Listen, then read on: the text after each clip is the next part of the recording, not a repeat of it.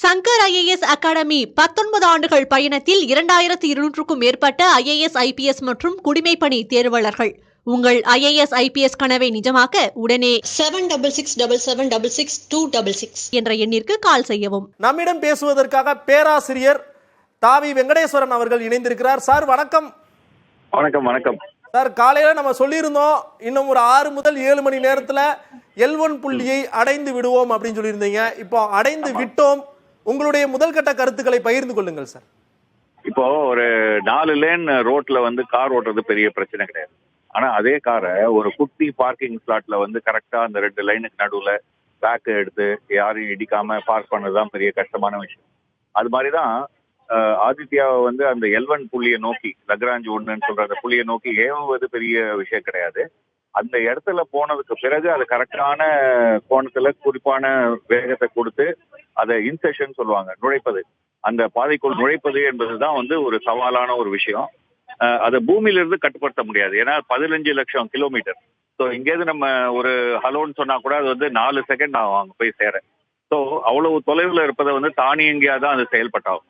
அந்த மாதிரியான ஒரு சவாலான ஒரு விஷயத்த வெற்றிகரமாக செஞ்சிருக்காங்க அப்படிங்கிறது மிகவும் மகிழ்ச்சியான ஒரு விஷயம்.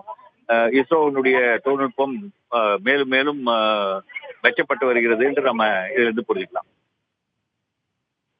சார், இப்போ தொடர்ச்சியாக இப்போ சூரியனை ஆய்வு செய்ய வேண்டியதன் முக்கியம் என்ன? நம்ம ஏற்கனவே அதை பற்றி நிறைய பேசியிருக்கோம்.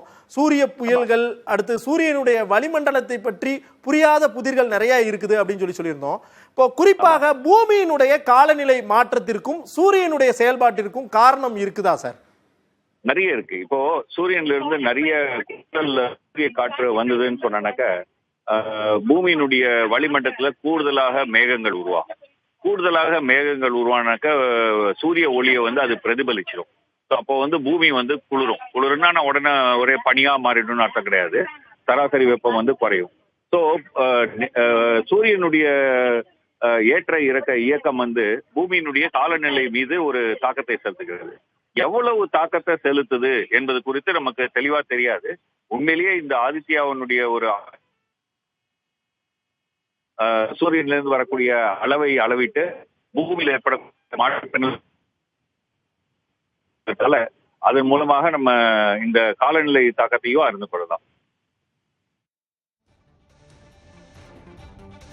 மதிப்புமிக்க நேரத்தை எங்களோட செலவு செய்ததுக்கு மிக்க நன்றி. ஸ்ரீமதி மேம், உங்களுக்கும் உங்களுடைய கருத்துக்களுக்கும் மிக்க நன்றி. இஸ்ரோவினுடைய மகிழ்ச்சிகரமான ஒரு நாள் என்றே இதை நம்ம குறிப்பிட்டு சொல்ல வேண்டும். ஆதித்யா விண்கலம் இனி சூரியனை நோக்கிய தனது ஆய்வு பணியை மேற்கொள்ள போகிறது.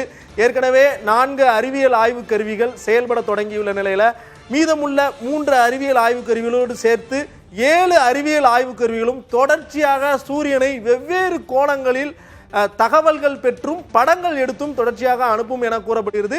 இதன் மூலமாக சூரியனுடைய செயல்பாட்டை மட்டுமல்லாது சூரிய குடும்பத்தினுடைய செயல்பாட்டையும் கண்டறியலாம்.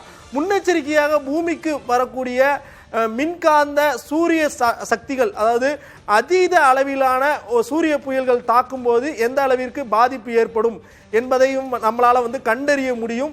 இந்நிலையில்தான் ஆதித்யா விண்கலம் L1 புள்ளியை சென்றடைந்து விட்டது. சங்கர் IAS அகாடமி 19 ஆண்டுகள் பயணத்தில் 2200க்கும் மேற்பட்ட IAS IPS மற்றும் குடிமைப்பணி தேர்வாளர்கள். உங்கள் IAS IPS கனவை நிஜமாக்க உடனே 7677666266 என்ற எண்ணிற்கு கால் செய்யவும்.